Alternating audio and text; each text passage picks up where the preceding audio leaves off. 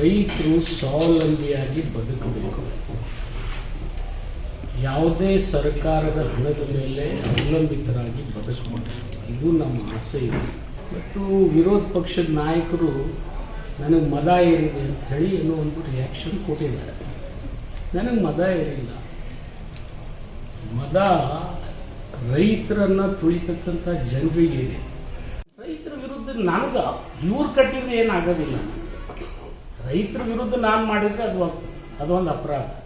ರೈತರ ಹಿತ ಆಗಬೇಕಂತ ಇವತ್ತು ನಾವು ಈ ಎಲ್ಲ ಕೆಲಸಗಳನ್ನು ನಾವು ಮಾಡ್ತಾ ಇದ್ದೀವಿ. ಅವರಿಗೆ ಸಹಿಸ್ಲಿಕ್ಕೆ ಆಗ್ತಾ ಇಲ್ಲ.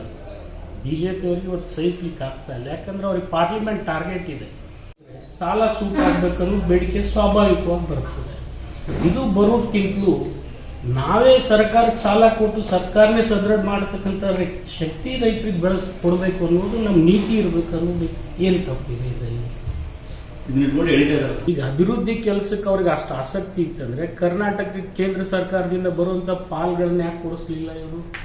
ಪ್ರಧಾನಮಂತ್ರಿಗಳೇ ಒಬ್ರು ಪ್ರಧಾನಮಂತ್ರಿ ಹೋಗಿ ಮನವಿ ಕೊಡ್ತಾರಂತೆ. ದೇಶದ ರೈತರ ಸ್ಥಿತಿ ಯಾವ ಗತಿಗೆ ಬಂದಿದೆ ಅನ್ನೋದು ಅವ್ರಿಗೆ ಗೊತ್ತಾಗೋದಿಲ್ವಾ? ಇದೆಲ್ಲ ಬಾಯಿ ಮಾತು. ಇದು ಸುಮ್ಮನೆ ಪಾರ್ಲಿಮೆಂಟ್ ಇಲೆಕ್ಷನ್ ಇಟ್ಟುಕೊಂಡು ಟಾರ್ಗೆಟ್ ಮಾಡ್ತಾ ಇದ್ದಾರೆ. ವಿನಯ ಇದರಲ್ಲಿ ಯಾವುದೂ ಸತ್ಯಾಂಶ ಇಲ್ಲ. ಮತ್ತು ಆ ರೀತಿ ನಾನು ಹೇಳಿನೂ ಇಲ್ಲ. Audio Jungle.